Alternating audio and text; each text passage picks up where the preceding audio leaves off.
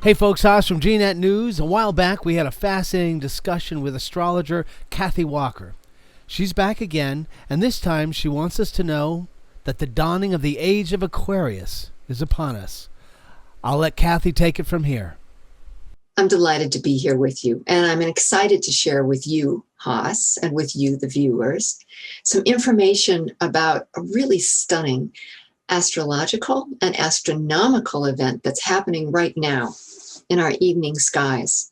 Just at dark, if you were to go out and look to the southwest, you would see the brilliant conjunction of two planets, Jupiter and Saturn.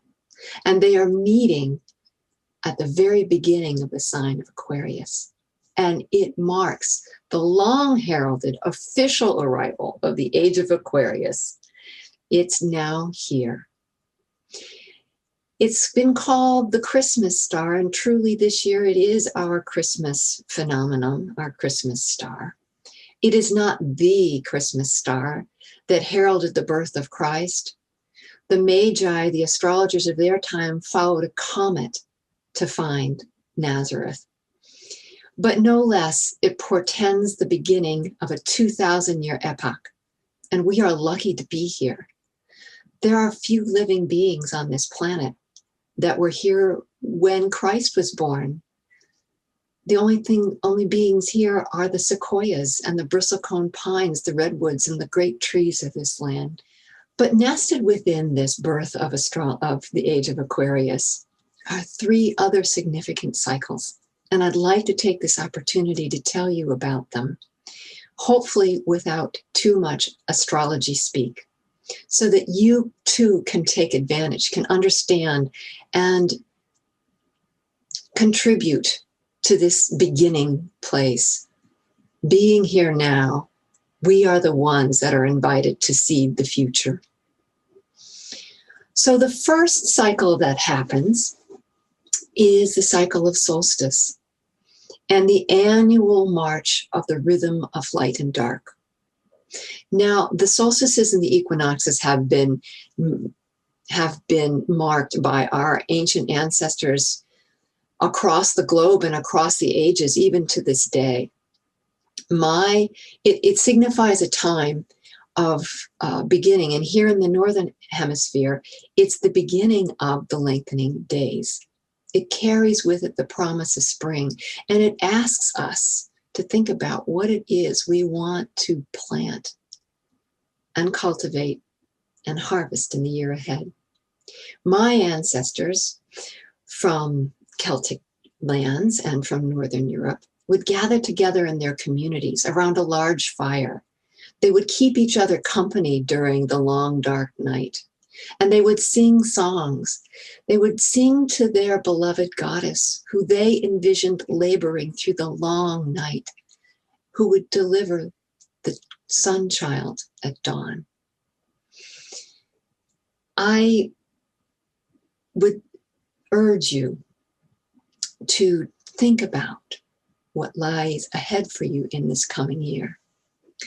Now, the joining of Saturn and Jupiter happens on a regular basis, about every 20 years precisely. Whenever they come together, it's a new cycle of focus on developing the themes of the sign that they join together in. Jupiter and Saturn represent two very different principles, but together they are a powerhouse team that gets things done.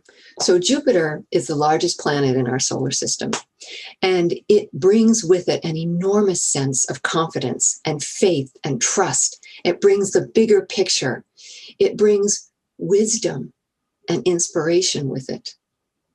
And because it's so big, it makes things larger than life, which can be an absolute blessing. It gets us fired up and inspired. But it also makes mountains out of molehills. And people tend to leap before they look under Jupiter sometimes.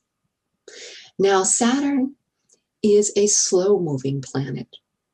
And when it arrives, it brings with it hard work with discipline. Saturn teaches us mastery. And that saying that you have to do something 10,000 times before you've really mastered it, that's Saturn. It brings persistence. It brings tolerance. It brings tireless effort that is rewarded. And it brings its own sense of faith, because what is accomplished under Saturn is earned and tested, and you can rely on it. So the two of them coming together bring us both the vision and the rolling up the sleeves and getting down to realizing that vision. They meet in Aquarius, and Aquarius is the sign, first and foremost, associated with personal freedom and individuality. In it, the individual is granted their own authority to be their own unique self. They're given their own sovereignty. And it's something that is, well, that's what we went to battle for in the 60s, didn't we? The right to break out of the mold of the 50s and claim our uniqueness and claim an understanding that we are all part of this together. The brotherhood and sisterhood comes under Aquarius as well.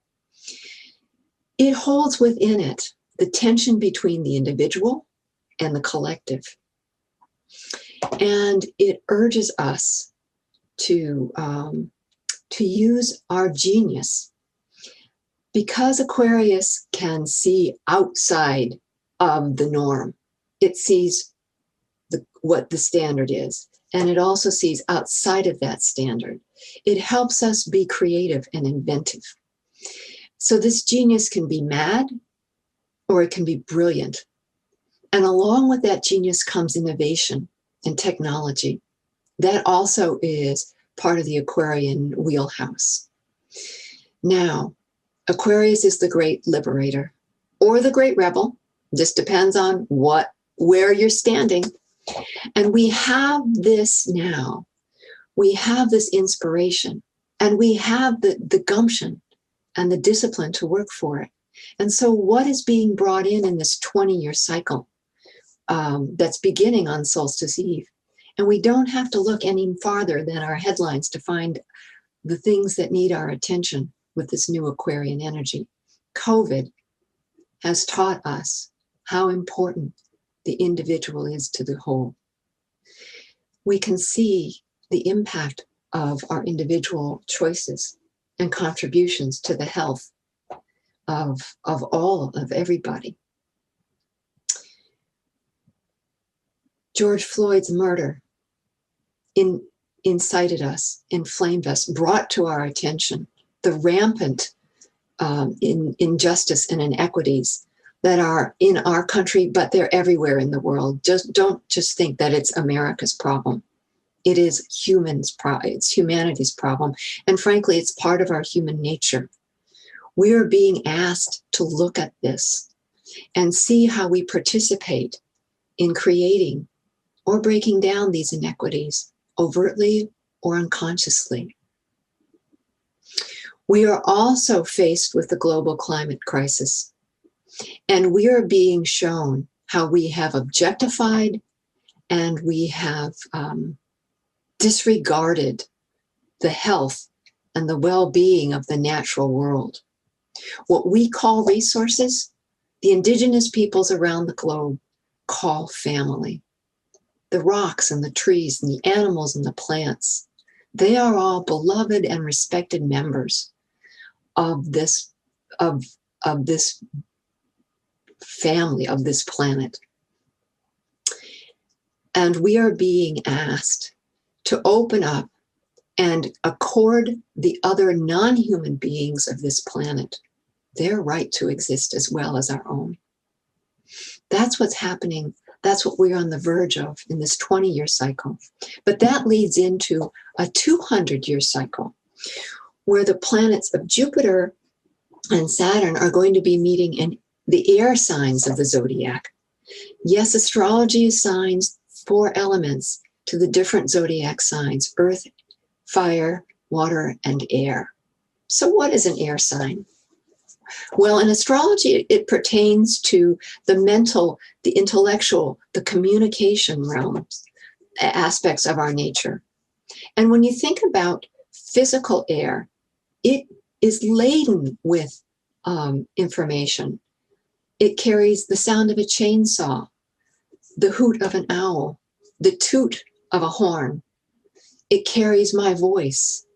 It carries the cool mist of a waterfall or the heat coming off of a bed of coals. We pay attention to what's in the air. We pay attention with our minds. And air is what links our inner world, our thoughts, our feelings, with the outer world and how we align with each other. So that is going to be a lot of the focus of this next 200-year arc. We're going to see how we develop this union with each other and how we share our own individual reality. Now, one of the best ways to understand this 200-year epoch of air is to look at what we've just completed, a 200-year cycle in Earth. In 1802, Saturn and Jupiter started having their date in Earth signs. And at that point in time, the industrial age was just finding its legs. They had developed water, fire, steam, iron, and created machines that went on to affect the well-being and the standard of life of everybody on this planet. And here we are at the end of that 200 years, and we can see what our machines have gifted us and what they've left us. They've left us with a planet that is teetering on extinction. Well, the life on this planet is teetering on extinction. Then we come to a much broader cycle, to the 2000-year age of Aquarius.